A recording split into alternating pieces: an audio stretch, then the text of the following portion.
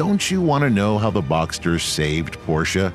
Porsche's sales had fallen to only 15,000 units in 1989, and by 1995 the 993 Generation 911 was the only model still in production. Contrary to popular belief, the shapely Boxster model from 1996 was the one that truly kicked off the company's comeback, not the Cayenne SUV that saved it in 2002. It's easy to forget how revolutionary the Boxster seemed when the first generation 986 was introduced 25 years ago.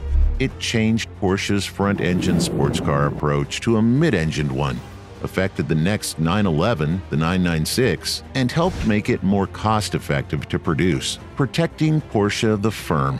Under the direction of his supervisor, Harm Lahai, American Grant Larson created both the idea and the production versions of the vehicle. He still works for Porsche now. Horst Marschart, the former R&D director who first proposed the notion of a reasonably priced mid-engine vehicle, is now retired. Porsche's sales had fallen from 40,000 units annually to just 15,000 units in 1989 as a result of the recession, the decline in demand for its cars, and the management team's inconsistency and lack of direction. What plan do you have to increase car sales? The 928 needed to be updated and more expensive. The 944 and 968 that replaced it in 1991 weren't selling as well as expected.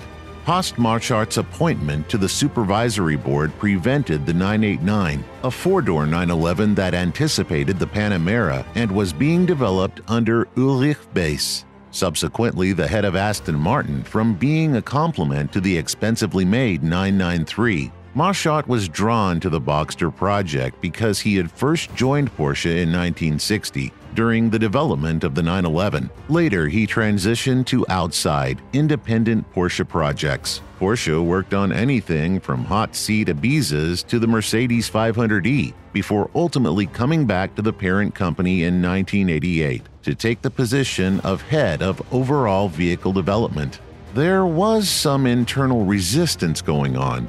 According to Marschart, not everyone was confident they were betting on the right horse, and a senior employee recommended that they merely make a more economical two-seat 911 model instead, which would have been a somewhat different take on the traditional 912 design. But the board promptly endorsed Marschart's idea. Grant Larson created both the Boxster concept and the actual vehicle.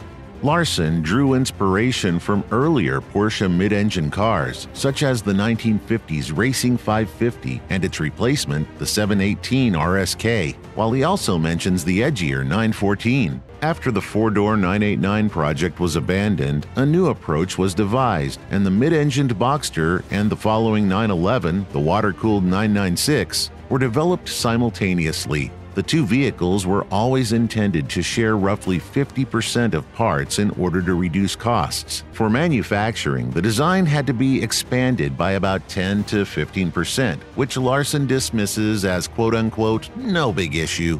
This was done to provide for greater front and rear seat luggage room as well as to fit radiators from the 996. Porsche saved 30% on the 911's bill of materials without compromising the 911's technical specification or halo status within the brand.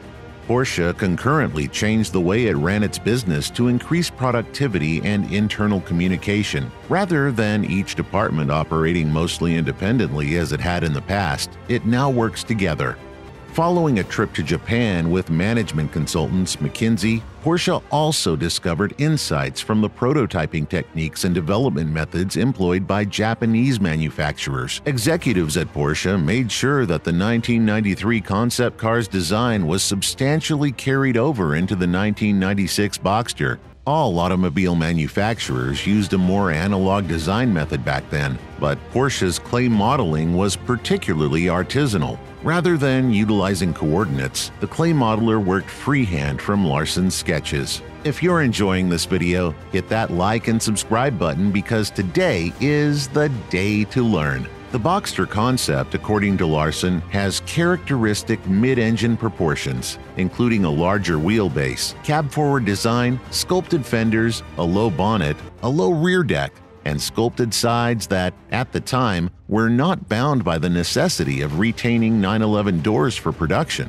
He especially likes the center exhaust, which is a playful riposte to the pea shooter exhaust on the original 550. Porsche exported 60% of its production to the United States at the time. Hence, the company wanted to gauge reaction in its most important market before unveiling the Boxster concept at the Detroit Auto Show in January 1993. Potential customers, journalists, and the general public all loved it. Years later, Porsche used this concept car as inspiration for the 2021 Porsche Boxster 25th Anniversary Special Edition. The 25 years edition, based on the Boxster GTS 4.0, features a bright red interior, an embossed red soft-top roof, and exterior neodymium gold accents.